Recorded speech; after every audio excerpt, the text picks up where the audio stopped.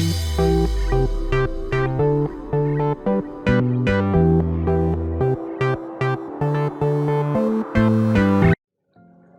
Everyone, welcome to মৌমিতার রান্নাঘর।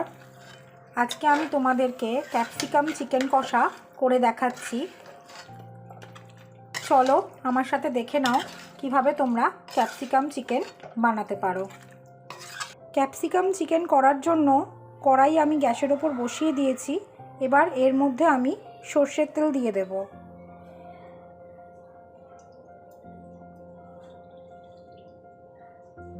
তেলটা এবার খানিকক্ষণ গরম হতে দেব। এইদিকে আমি ক্যাপসিকাম চিকেন বানানোর জন্য 750 গ্রাম চিকেন নিয়ে রেখেছি। এটাকে আমি ভালো করে ধুয়ে রেখেছি।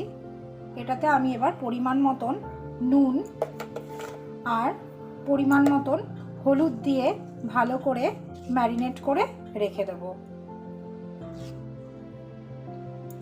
5-7 মিনিট মতন ম্যারিনেট করে রাখলেই হবে। তেলটা বেশ গরম হয়ে গেছে। এর মধ্যে আমি গোটা গরম মশলা ফোড়নে দিয়ে দিচ্ছি। 4-5টা এলাচ, লবঙ্গ আর দারচিনি দিয়ে দিলাম। এবার 5-6টা তেজপাতাও আমি এই গরম তেলের মধ্যে ফোড়নে দিয়ে দেব। এবার আমি এই গরম তেলের মধ্যে পেঁয়াজ কুচিগুলো দিয়ে দেব। আমি এখানে 4 থেকে 5টা বড় বড় সাইজের পেঁয়াজকে কুচিয়ে রেখেছিলাম, সেটা আমি এবার তেলের মধ্যে দিয়ে দিচ্ছি। এবার এই পেঁয়াজটার মধ্যে আমি অল্প পরিমাণ নুন দিয়ে দেব। নুনটা এই কারণেই দিচ্ছি, তাহলে পেঁয়াজটা খুব তাড়াতাড়ি নরম হয়ে যাবে। আর হলুদ গুঁড়ো দিয়ে দেব। এটা কিন্তু একটু বুঝ মতন দিতে হবে, কারণ আমি আগে অলরেডি চিকেনেও নুন আর হলুদটা মাখিয়ে রেখেছি, তো সেই কারণে একদমই স্বাদ মতন বুঝে এটা কিন্তু দিতে হবে। এবার কড়াইয়ে ফ্লেমটাকে বাড়িয়ে দিয়ে এটাকে কিন্তু ভালো করে পেঁয়াজটাকে আমাকে ভেজে নিতে হবে। যতক্ষণ না লাল হয়ে একদম মজে যাচ্ছে ততক্ষণ কিন্তু পেঁয়াজটাকে আমাকে ভেজে নিতে হবে। পেঁয়াজটা বেশ ভাজা হয়ে গেছে।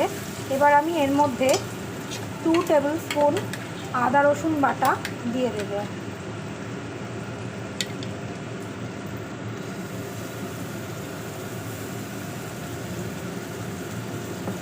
এবার এটাকে আমি ভালো করে কষিয়ে নেব। পেঁয়াজটা কিন্তু বেশ কষাতে কষাতে লাল হয়ে গেছে।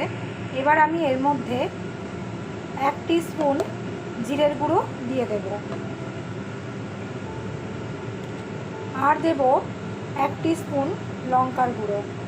এটা কিন্তু লঙ্কার গুঁড়োটা একদমই কিন্তু তোমরা তোমাদের স্বাদ মতন ইউজ করবে।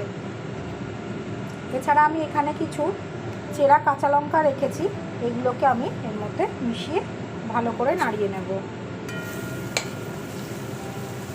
পেঁয়াজটা বেশ কষানো হয়ে গেছে। এবার আমি 2টো টমেটো পেস্ট করে রেখেছি, টমেটো পেস্টটা এর মধ্যে মিশিয়ে দেব। এবার ভালো করে এটাকে নাড়িয়ে নিতে হবে।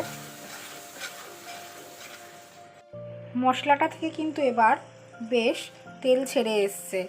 এবার আমি এর মধ্যে চিকেনগুলোকে মিশিয়ে দেব।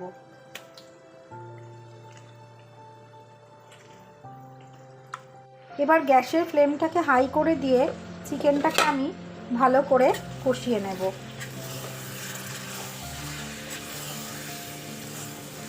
মাংসটা কষাতে কষাতে মাংসটা থেকে কিন্তু এবার বেশ তেলটা ছেড়ে এসছে। এবার আমি এখানে ডুমো করে ক্যাপসিকাম কেটে রেখেছি। এই ক্যাপসিকামগুলোকে এবার আমি এর মধ্যে মিশিয়ে দেব। এবার আমি এটাকে ভালো করে নাড়িয়ে নেব।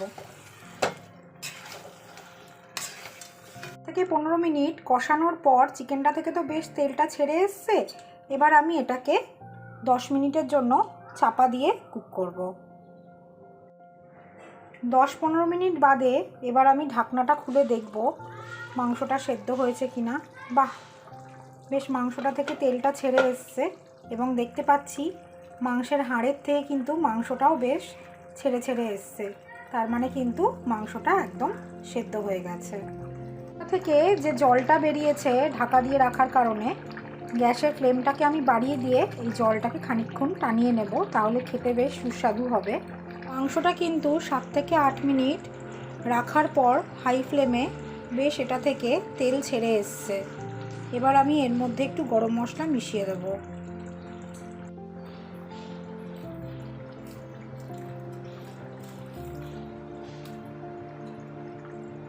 এবার এটাকে একটু নাড়িয়ে নিলেই তৈরি হয়ে গেল ক্যাপসিকাম চিকেন। রান্নাটা যদি তোমাদের ভালো লাগে প্লিজ আমার চ্যানেলটিকে সাবস্ক্রাইব করো, কমেন্ট করে জানিও কেমন লাগলো। পুরো ভিডিওটা দেখার জন্য তোমাদের সকলকে অসংখ্য ধন্যবাদ।